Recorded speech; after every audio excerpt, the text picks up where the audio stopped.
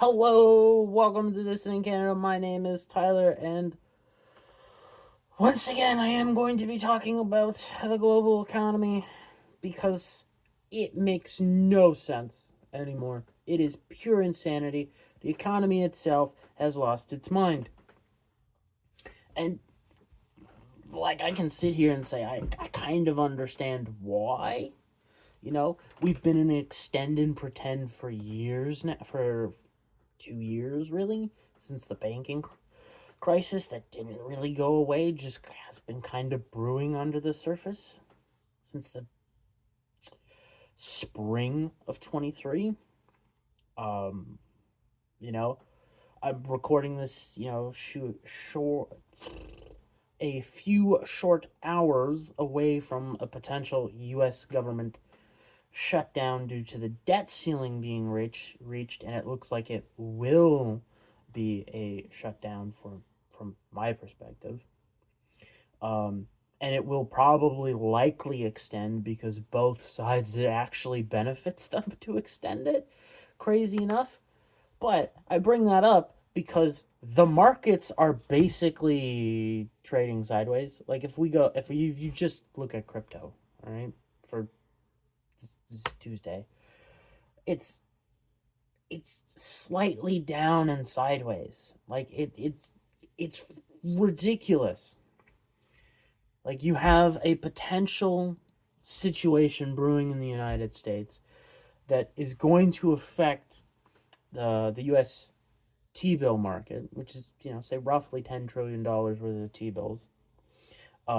There's a bunch of bonds in general, U.S. bonds, that have to be rolled over at the towards the end of the month. Like, if I'm not mistaken, it's somewhere around like the 17th to like the 28th of October is like when they're doing these bond auctions. Uh which, right now are, yeah, maybe happening, maybe not happening, because the US hit the debt ceiling, so they can't issue more debt. Um so they either have to quickly pay down debt to issue more bonds, but that doesn't work because they're having a cash flow problem, which is why you issue bonds in the first place. That's crazy. All right. And then I was reading earlier today and late last night that there's a $500 million, what is essentially a bailout program for the Southern Ontario car manufacturers and so far and so forth. They're claiming it's tariffs. It's not tariffs. It's just the general state of jobs and incomes globally. And the proof for that, specifically with the auto sector, is that at the time of the announcement of this, Bosch, who makes car parts over in Germany, is saying, hey, we're going to lay off, I think it's about 20% or something like that. 20, maybe it's like 2,000, 1,500, something like that, of their employees, because they can't sell their cars to the domestic Europe, or they can't sell their car parts to the domestic European markets. Like, nothing to do with tariffs. When you have two things happening simultaneously, all right, in the same sector, one's claiming, hey, this is tariffs related, months after the tariffs that kicked in that don't affect the auto sector for the most part because that stuff's under a trade agreement and Trump has protected that trade agreement. Other stuff is subject to the tariffs. And the ones who aren't freaking lying in the German economy are like, yo, shit's on fire. Sorry, we're doing layoffs. And yet, you look at the S&P 500 and the Mag 7 and you're like, oh man, that's really high. What? Well, one of the things is you typically only start to get rollovers in October. And, like, if we're using, say, the 2008 model, the rollover didn't start until the week of the 10th of October 2007. And then it took like 14 months, I think. No, it's closer to 18. It was more than a year. Say 16, 18 months for to have a 56% drawdown in the S&P 500.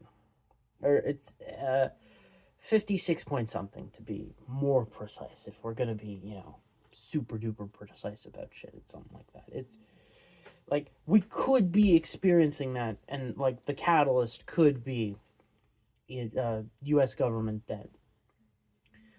But like the reason I say the economy has lost its mind is you go through and you look at the recession indicators, and they're all basically floating around or slightly higher than 2008. And it's my opinion that when successive bubbles of the euro dollar are going to pop and have big pops like we did with 2008, each bubble's going to have to be bigger because that's kind of A, how a debt-based economy works, and B, how specifically the euro dollar works with leverage. Because you always have to include leverage because everybody levers up to ridiculous amounts when there's problems. Like when stuff's working, the leverage, you're making money, so why not? All right? Like the thing I find crazy is you have such problems, all right, in the part of the economy that matters, the real economy, where goods and services are produced. It makes no sense why the financial economy is making big bucks, like big bucks. I know and understand and talk about that, like banks are terrified and have basically done nothing. But like you look at banks that have no depositors, so the shadow banks of the world, they're still humming along and doing their crazy business. You've got hedge funds doing leverage plays like there's no tomorrow. You've got retail still, for some reason, buying in to, the markets, which is crazy. You've got central banks hedging like there's no tomorrow when it comes to gold, because gold is a safe haven asset. If shit hits the fan, you can sell it really easily, and you have something fairly liquid. It's liquid, but it's slow. So it's not like government debt where it's really liquid and really fast. So like the Psalm rule's been triggered. It triggered last year for a little bit. It re-triggered this year. You're starting to see construction starts in America slow down. If you look here in Canada, specifically in southern Ontario, the only thing that's been propping up the construction industry here is basically the government with grants and other means of getting money to government either semi-government institutions such as post-secondary schools or full-on government institutions such as hospitals and healthcare facilities. And basically that's all the construction industry is doing, other than previously started and permitted work. Like you're not seeing a whole bunch of, hey, we're just gonna build a new storage facility, a new factory. Hey, Amazon's expanding. Like the stuff we saw prior to COVID on a regular basis. Hey, we're gonna build a new apartment. Hey, we're trying to build a new apartment building or complex. Like that stuff's gone. The big mega complex that they were gonna build in my area that was like 11 buildings, and it only got approved because all the boxes of ESG and DEI were ticked in it, and I mean like crazy amounts, like everything.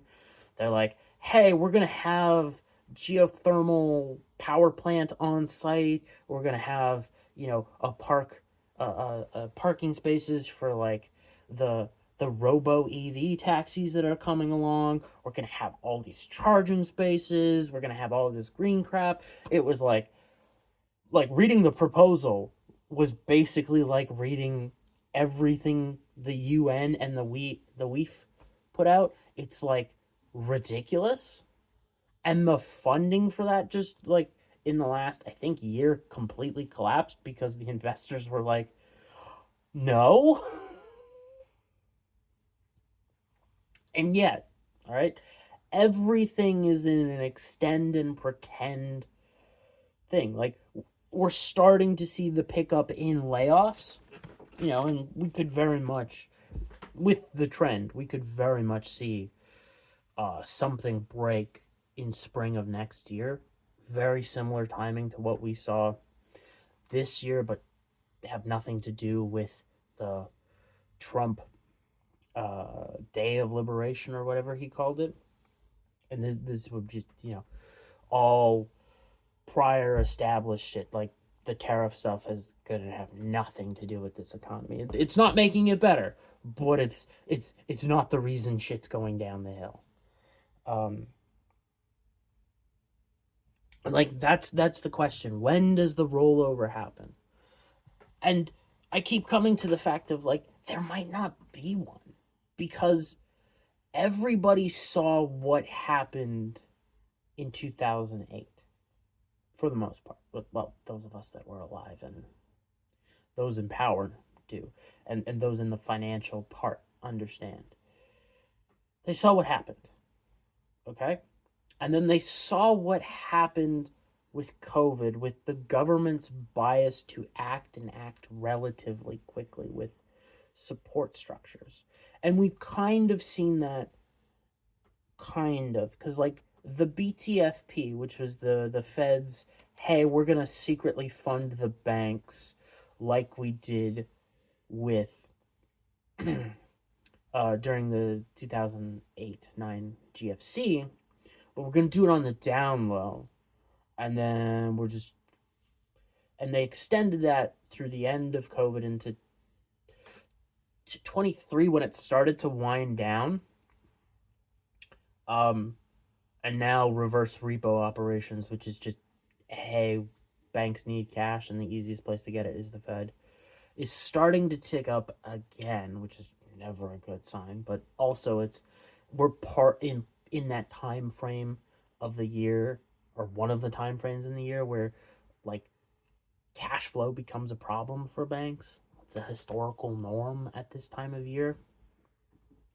But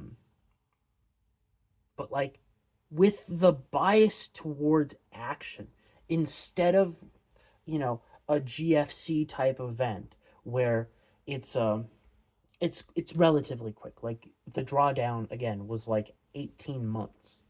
It wasn't that long. Maybe it's 14 months. I can't exactly remember. But like you're talking October 2007 to like I think the bottom was in 2009 in like the spring. So it is a relatively long time frame for markets, considering they trade at the speed of light. But with the bias towards action and potentially some lessons being learned over the last few years, I'm specifically thinking of like, hey, we dumped a whole bunch of money into the people's hands and like things kind of worked. Not really, but like that's the false assumption. You may see like specifically with the government of Canada, there's a bill working its way through Parliament as we speak about UBI. It's a really stupid and dangerous bill, yada, yada, yada. But it may just barely not like slow down the descent, not to a soft landing, because that's horseshit narrative. Like there's never been a fucking soft landing. It's just stupid thing to even suggest that. But instead of say having a roll down that's relatively short, it goes on for years and years and years. And you have like this massive, say 56 60% drawdown, but instead of less than a year, less than 2 years, it's like 4 or 5 years, because um again, there's this bias towards action nowadays. And if you look at what's come out of the United States recently with, hey, Milei looking like he's going to lose his in the next government election that he's going to run through in Argentina, he's going to probably lose. Not his fault. He started doing all the good stuff that economics teach you to do, like Austrian economics to teach you to do, and it wasn't, and it's kind of working. But the problem is he's fighting a global economy that's rolling over, so like it's not a good look, and it's hard to explain to people, hey, look, this is what we actually need to do. The reason why we're still suffering here in Argentina is not because of anything I'm doing, but because the world economy is doing a rollover. Like, I can't fight that alone. But anyways, the Argentinian peso had a massive, massive dump. And then the US Treasury came in to, I think, was it $20 billion? Somewhere between $5 and $20 billion, stepped in, bought up a whole bunch of government bonds from Argentina. And I was like, yep. And Besson came out and was like, hey, we're ready and willing with any amount necessary to keep you going. And it's like, we haven't even had the drawdown yet. The S&P is still, relatively going up. It's a little murky right now, again, with the U.S. government shutdown, if that's going to continue. But, like, it's still relatively high. Like, it's not like today, on the day, I'm seeing, a 3 or 4% slow drawdown, or, like, the breakers being hit. Like, nothing like that is happening. So, nothing's hit the fan officially, even though, those of us who live in the goods and services sector have been absolutely wrecked. We are very much in recession economics, if not in depression economics. Like, you can go and find very popular videos of basically the revival of depression era food and cooking. That's crazy. And yet, everybody's out here extending and pretending, being like, nah, it's not so bad. Not so bad. Like, I've been watching a lot of interviews with George Gammon and others, conducting interviews with insiders that are very much have skin in the game, whether they be, former worked at former primary dealer banks, or they're more in the fund market, and they've got all this data, all of this models that they pay millions of dollars for, and they're like, yeah, we're probably in the process of rolling over, but like, the weird thing is the financial economy is doing really, really well, so like, we may get through 2026 with no rollover, and like maybe a 2027 thing or 2028 rollover, because like, they're doing really well, and they're, but then again, at any moment, if there's a black swan, we're all kind of effed type of deal going on, of like, we're just one black swan away. And I keep bringing it up when I talk about it. There's like 10 or 20 different domestic black swans in the United States that are of $1 trillion or more that could pop in any moment. And the people who could pop it are very much being like, oh shit, oh shit, oh shit, extend and pretend, extend and pretend. We're just blinders. Let's go. We're good. Like, it's pure insanity. And like, I follow people on, say, X that have been in this game a long time, and they're even like, what the hell is going on here? Like, all my data is saying, hey, we should be rolling over like every day now. And it's like, is still going up. Like, it is the craziest market I've seen. You are seeing massive amounts of what I would consider fraud, but then again, I'm not a legal expert, of companies specifically I talked about in the AI space and uh, tech sector of going around being like, hey, we've got $100 billion, we got a couple billion, we have several $1 billion in cash. We're going to push it towards you. You push it towards this company, and then that company's going to push it back to us, and it's all going to juice our numbers, and we can keep this train rolling, even though we don't have the cash flow to keep this up indefinitely. Like, this is the most insane. Hey, we're going to keep blowing up the bubble, but we've also figured out a way in how not to hit the pressure limit of the bubble and make it pop. But like we can only do it for so long. Like it's hard to convey how absolutely insane this is. Like one of the most important indicators out there is the US bond yield curve. And that's basically been inverted for an entire 4 years now. Yes, I know it did uninvert a little bit for a little while. Was it last year or the year before? But then afterwards, it's just been inverted, and not like, hey, a little bit of like, hey, we've got 5 or 10 points. Like you have the middle of the curve, like a couple months ago, pushing really close or getting. Was it a week ago? Like it was 75 basis points I was talking about that it was inverted. It was nuts. Nuts. Like that should never happen. The US Treasury yield curve for a long time looked like a spoon. Now it's all completely wacko. Its general shape is like a valley, mountain, mountain.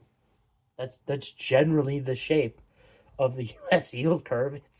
It's legitimately terrifying to watch when like the the the middle of the curve being sunken so low is very much banks and the big boys suspecting that in that time frame they're going to have funding problems, and that's why they're taking technically a negative yield, because it's below Fed funds, and you could put your money in Fed funds and get like 4.25 for a year instead of 3.65, like right around that from like the 1 year to the 3 year. It's crazy. Like now, obviously, you can make a lot more money holding on to those treasuries and rehypothecating them, but like still, the conventional wisdom is like this is the craziest thing. And like I think that's the big takeaway from all the interviews that I've seen is like this shit is crazy. We generally have an idea of what's going on and we think we're good for another year. But like this shit is insane what we're seeing. Like for American numbers, it's like 60% of Americans are having an extremely hard time and very much in a recession. And yet the economy is just kind of chugging along. Like here in Canada, Carney and the state propaganda came out and was like, hey, we're projecting next year an increase in GDP by like 0.3%. We're going to be the highest in the G7. And it's like, I'm sorry, you need a minimum of 4% to properly service the private debt in a debt-based economy. And you're out here cheerleading 1.7% GDP growth from extremely juiced numbers. Like he's not even out there being like, hey, we're going to be the number one economy in the G7 with like 10% growth, which is very doable for Canada. Like, Canada is so far below what people are even think, even the doomers out there, that 10% year over year growth is actually doable. Nobody knows how to do it, though, myself included. It is theoretically possible, but like everything you are taught to do is probably not going to do it. Anyways, that's just my short take on the insanity of the economy, because like it's been driving me nuts for like a month of how crazy this is getting. And it's probably going to get crazier. Because the auto loan sector hasn't blown up yet. The private debt sector for, say, credit cards hasn't blown up yet. Refinancing of houses hasn't blown up yet. The commercial real estate hasn't blown up yet. The mortgage-backed securities haven't blown up yet. Like, a whole bunch of things that could blow up at any time haven't blown up. And we're just continuing to go along. Like, this may be the how the economy functions from now on. Is apparently the economy can just kind of continue meandering along if you stick your head so far in the dirt and just stay there. It just, if everybody does it, it just kind of goes. Which is really insane to think about how robust of a system you have to build where you can do that, where everybody is extending and pretending like there is absolutely a chance of a black swan at any minute destroying it. Like, it is a bigger house of cards, and yet apparently those cards are built out of the hardest, most reinforced steel and are not lightweights that can be just knocked over. Like, it's crazy to think about when you look at the details of it's just kind of going. Like, you would expect by the traditional economists out there that like it would be, you know, the exact same as the Great Depression, and you would see massive food lines, millions of men just gathered, roaming from town to town, looking for jobs. And it's more or less kind of normal, which is the insane thing to me, is like everybody is just going about normal business, and yet the economy is very much the meme of the dog sitting in the house on fire being like, this is fine. Everybody's doing it, though. Even me. I'm here, and I'm telling you, this is crazy. And yet, you know, when I'm not here on camera doing this, I'm just doing my normal shit. And I know shit's on fire. I know where the fires are. And you know, that there's likely fuses very close to the fire to make even bigger fires and blow up some industries. And yet, everybody, you step away from it for like 10 seconds, you go back to normal. This is probably the best psychological experiment that is not an experiment, but that, like, if we actually had scientists in these in the human sciences, they would be like, man, we've learned so much from this. This is so cool. But instead, you know, we're talking about weird shit like the trans stuff. And like, yep, transing your kids is completely fine.